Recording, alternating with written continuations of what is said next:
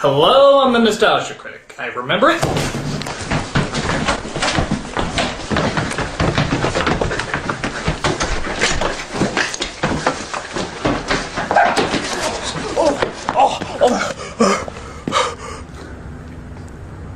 I can't escape it, can I? I have to go through with it, don't I? Alright, here we go. But I don't wanna remember it! This movie is so awful! I wish it was lobotomized from my brain! Even if it was the part of my brain that forgets what my penis was, I still want it lobotomized!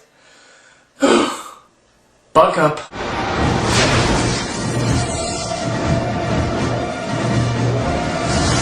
We are talking about a movie that's so bad that lawyers are actually making reasonable arguments that their client's crime may be horrible, but at least they didn't make Batman and Robin.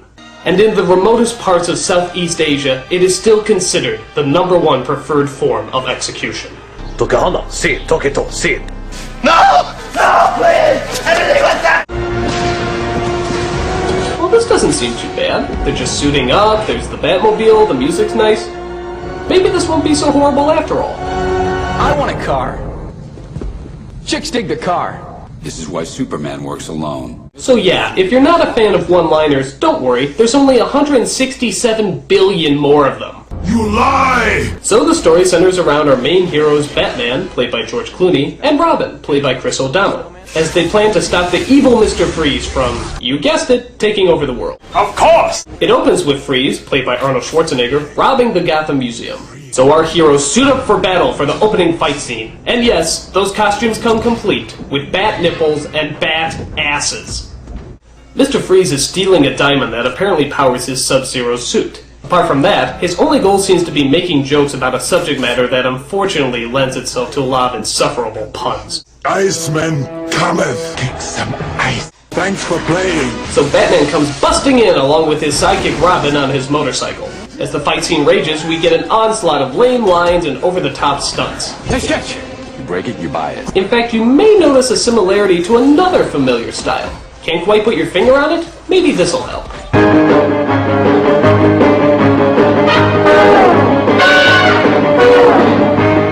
So as the fight scene continues, we see Batman and Robin literally skate across the icy floor playing hockey with a valuable hunk of diamond. Meanwhile, Freeze manages to hook up a rocket that'll launch him into space. What killed the dinosaurs? The Ice Age!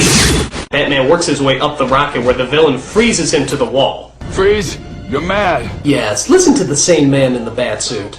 I think not. Robin comes to rescue him as they surf their way down to the ground off the doors of the rocket.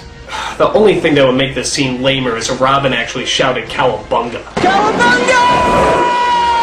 As if this scene couldn't possibly be any longer, Batman and Robin chase Freeze into another building, where Robin gets frozen by the ray gun. Stay cool, bird boy. 10 minutes?! We're only 10 minutes in?! Show some mercy. Alright, so after Freeze gets the diamond back, Batman stays behind to thaw out Bird Boy. Your emotions make you weak. That's why this day's mine.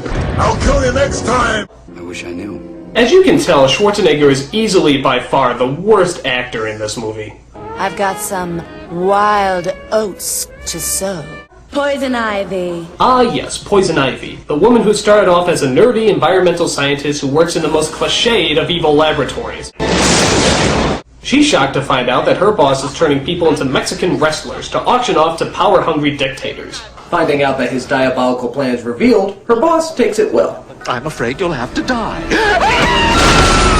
From all the toxins and chemicals arises a flowery femme fatale known as Poison Ivy, who kills people by giving them venom-filled smooches. Talk about the kiss of death! Why are all the gorgeous ones homicidal maniacs? By using her love of deadly plants, Poison Ivy's diabolical goal is to, you guessed it, take over the world. Of course! Meanwhile, back at Wayne Manor, Bruce Wayne and Dick Grayson get a visit from an unlikely visitor. Alfred's niece, Barbara, come all the way from Britain.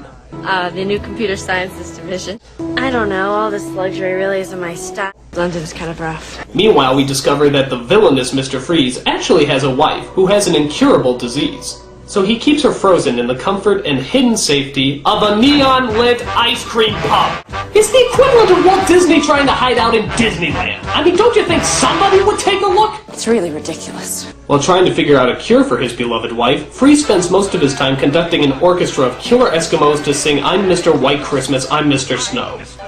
Meanwhile, the Batman who used to hide from the limelight and steal any hidden photographs taken of him is now making public appearances at a sexist auction where men bid on good-looking women to take out on a date. While there, they come across the seductive Poison Ivy, who blows a hypnotizing perfume that makes men bow to her every will. And as you sadly might have guessed, Batman and Robin actually start bidding on her. $1 million.